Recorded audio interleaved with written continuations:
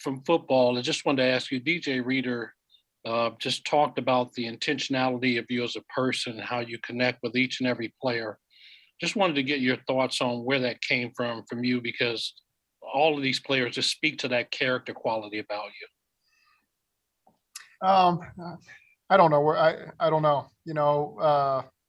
I think that's part of the process that I really enjoy, is knowing the players. And it's not perfect. I mean, we've got a lot of players, and I think as a coaching staff, we do our best to get to know them. And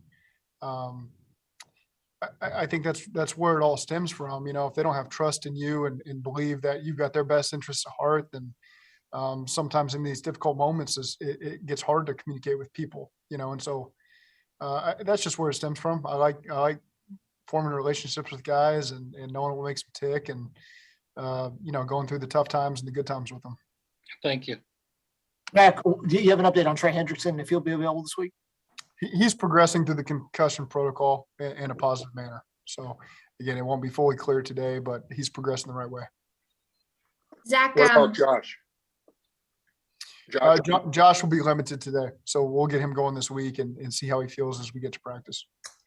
Zach, can you speak to the season Larry Ogunjobi had for you, and who are you looking for behind him to step up in place of Larry this weekend?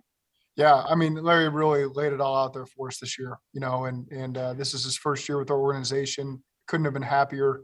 Obviously he's still around. He'll have surgery here shortly, but Larry's just in I don't know how long I've actually been around him personally, since May, I guess.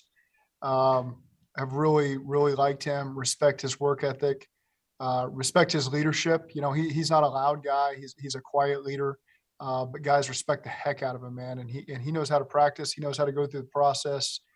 He gave us everything he got every game he played in, and, really happy that he's a part of this organization.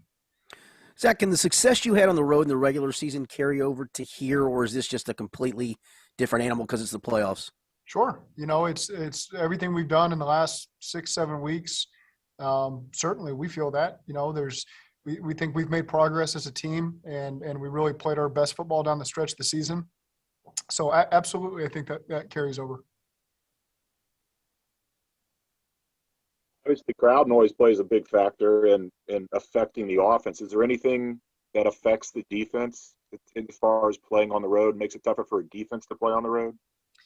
It's really conversely. It's at home. They're the ones that get stressed through communication. Oftentimes from practice, Lou gets on me because I quiet it down for the home game so that our offense can communicate. And he's saying it should be the opposite. We should ramp it up because that's where we struggle, because the crowd gets so loud. But no, it's at home. Teams can maybe sometimes do a little bit more no huddle on the ball stuff because it's easier for them to quickly communicate. And that's the part that can really stress your defense. Zach talked a lot about getting into a rhythm on offense. I'm curious if you have a good drive and you feel like you're in a rhythm, how big of a challenge is it if the opposing offense goes out and has a long drive to kind of pick that back up? Is it just flow from one drive to the next, or is there a challenge in keeping it going? You can make an argument for both sides of it, to be honest with you. Sometimes you're just in a groove and you feel like you've really got a defense on their heels and you can make a lot of plays. Other times you do, you maybe sit on the sidelines for a long time and need a couple plays to get back in that rhythm. But I don't think there's a clear-cut answer to that one, to be honest with you, Jay. Obviously. When you see it, sorry, Mike. Oh, okay, thanks. Zach, when you see a team that plays such stout run defense, do you sort of say, okay, well, whatever, or do you try to figure out a way to maybe get outside the tackles, or how you do run on a team that's been so tough anyway? Well, I think we played a lot of really good run defenses, and starting in this division, that's what you see first and foremost. It feels like these three teams in our division are sound at all three levels. So, at this point in the year, and these teams we played recently, it's just hard to get yards, and so again, we spend a lot of time game planning. So there's the balance of game planning for teams and doing the things that our players know well and have a lot of confidence in, and that's in the run and pass. And so again, our scheme varies week to week. We've got some core principles, but again, we're not afraid to throw some new wrinkles in there to keep the defense off guard. Obviously, Zach, when you have an opponent that has a running back like Derrick Henry, he's going to garner a lot of attention. But you also have two receivers in A.J. Brown and Julio Jones, who are big play receivers for Ryan Tannehill, who has a pretty big arm. I'm just curious, what's your impression of their passing game coming into Saturday? Really good, really impressive. You know, their scheme, forget about the talent that they have for a minute, but they do a really good job with the scheme, you know, and I know Todd Downing's been there for a while, and he's put those guys in a really good position to take advantage of the complements to their run and the pass stuff. And so again, they've got everything. They've got a lot of concepts that people steal around the league. It does start with the run. They've got a great offensive line. The receivers are willing blockers. The quarterback has the ability to get them in the right plays. And then they've got a really good stable of running backs that really picked up the steam when Henry got hurt. And then off of that, you know, they run all the keepers, all the play actions, all the screens, all the, you know, Tannehill's great in the drop back stuff. And so it presents a really big challenge for your defense.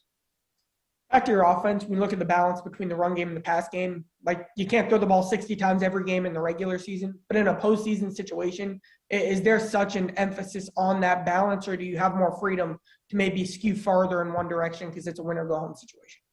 I always feel the freedom to do whatever we got to do to win, you know, and again, that's what we'll do on Saturday. Coach, when Joe was on earlier, you talked about just the value of the scout team and just, you know, mirroring the other offenses. Talk about, from your perspective, just how much they've meant to the success of the team this year.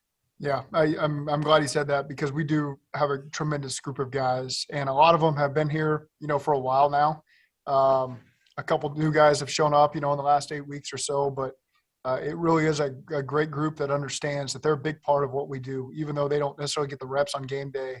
They are a big part of helping us get to where we are. Their numbers have been called several times for a lot of those guys. They've had to step up and play in games. And so I think that always helps them, knowing that, you know, with the way the roster is set up now with these standard elevations, you know, they don't have to be signed to the 53 to get an opportunity. So they know that it's important that they do the right things in practice and give great looks. And that could lead to them, you know, popping up on the roster and playing in a game for us. So really proud of that group, you know, and that's, you know, the guys that get those guys going too, you know, Brad Craigthorpe and Ben Martin and Louis Chofie and Jordan Kovacs and Colt Anderson and all those guys that do such a great job with those look teams. They've really stepped up and been a big help. Zach, you've been around a lot of quarterbacks, a lot of young quarterbacks. Is there anything that stands out about Joe Burrow and his preparation and his film study? Anything unique about it? Unique. You know, I'm not always around his film study. You know, that's a lot of things that he does on his own. Usually when I'm in there speaking, it's a designated meeting, you know, and we're going through the game plan and thoughts I have and thoughts he has. But he's got his own process, you know, and I'd say it's pretty good. You know, I don't need to know all the details of it, but it's worked well for him so far.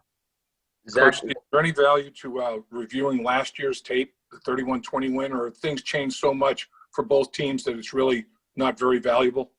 I mean, we comb through everything that we think can give us any insight to what they may think or what we can do. And, you know, certainly they've had some transitions with their personnel, really on both sides of the ball. And so, again, you take what you can get, but ultimately it's a different team. Zach, what's your message to your team this week? Is it the same as every week you had throughout the regular season, that first playoff game, or is it, hey, we're two wins away from being to that ultimate goal? No, you know, that's not the conversation. It's just about the Tennessee Titans. We've been a really strong road team this year. We've taken a lot of pride in that and having a good routine on the road and guys stepping up and doing what we need to do. We enjoy going into hostile environments. So, again, you know, we'll keep our message to ourselves, but I think our guys are cranked up and ready to go for Saturday. Zach, I asked Joe about about the situation you all are in now and how similar this is to the vision he had back on draft night. And he said, well, you know, frankly, I thought it was going to come sooner. I thought we were going to be in this position last year. Does that match up with the persona you've seen and the vision you've seen in Joe Burrow since back on day one? Yeah, he puts in the work to put himself in a great position. And consequently, that's leading the team to great things as well. And so that doesn't surprise me to hear him say that.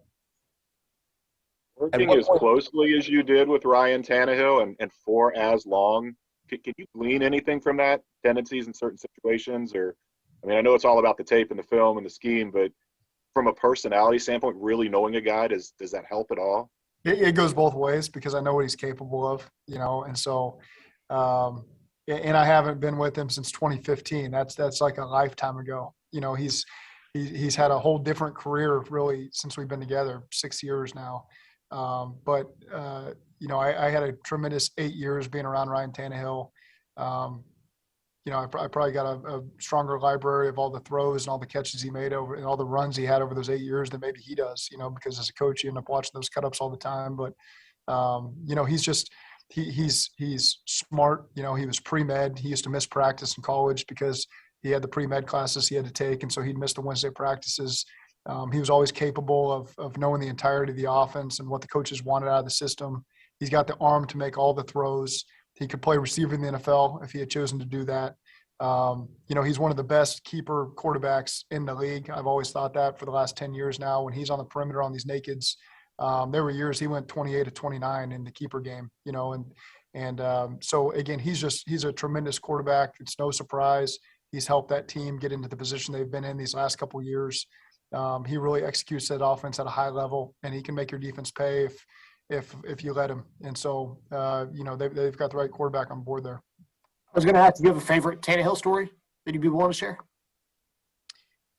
Well, I think a misconception is that he was a receiver. He came in as a receiver. He's not. He was always a quarterback. He was a quarterback at Big Spring High School, came in as a quarterback at A&M. Really, I would say, he may correct me on this, but 2 or 3 days before the first game in 2008, he was a third-string quarterback, and we just moved him to receiver right before the game. And he went in there against Arkansas State and played receiver 2 days later. Never went to receiver meetings. He was always in the quarterback meetings. He was always a quarterback that just happened to have 140 catches as a receiver.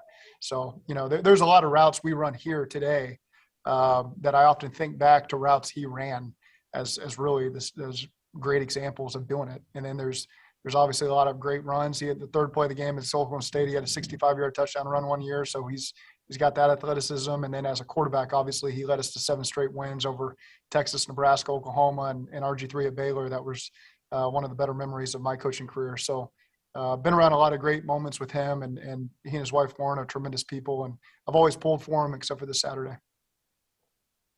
Burrow was talking about avoiding pre-snap penalties on the line on the road in particular. What's been the key to avoiding those this season? Well, we have to remain disciplined. And that's, a lot of that is obviously on those guys around Joe, but Joe articulating things in the huddle to making sure we're all on the same page because it is difficult in this environment. The Titans do an outstanding job of drawing offsides, of false start penalties as well.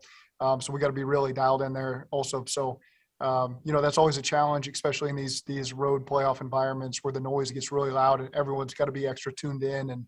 And that's where the visual communication's got to really be at a premium as well. Any more for Coach?